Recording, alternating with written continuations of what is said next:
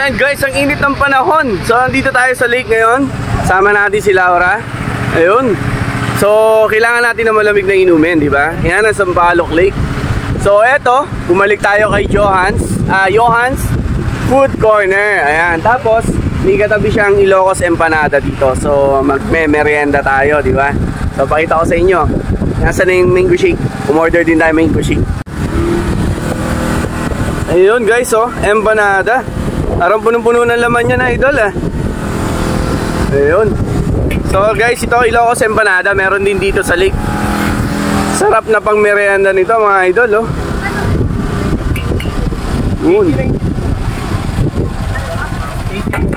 Ayan.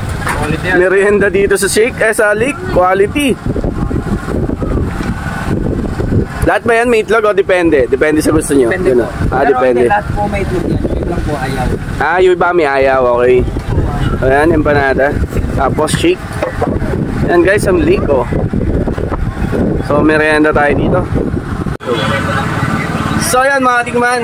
Ito na ang ating empanada. Lucky, oh.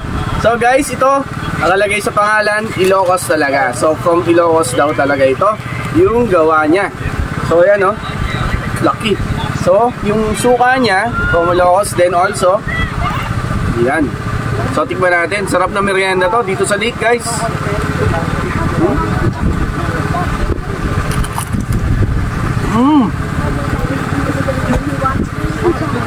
Ang daming laman, no? Ayun, sarap sa suka, guys. Kaya ano to? Ilocos Empanada. Paano? KK Ilocos Empanada. KK Ilocos Empanada. Ayan. Ang daming laman. Harap.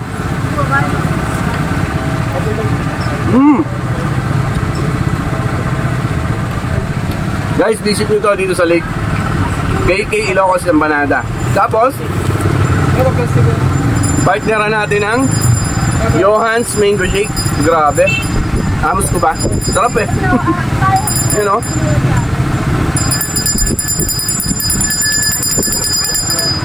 Ang init, pero ang sarap ng inumin. Diba? Match na match. So anong pang ginagawa na? Tambay na rin ngayon dito sa lake. Ang sasarap ng pagkain, grabe. Johan's Food Corner and KK Ilocos Empanada.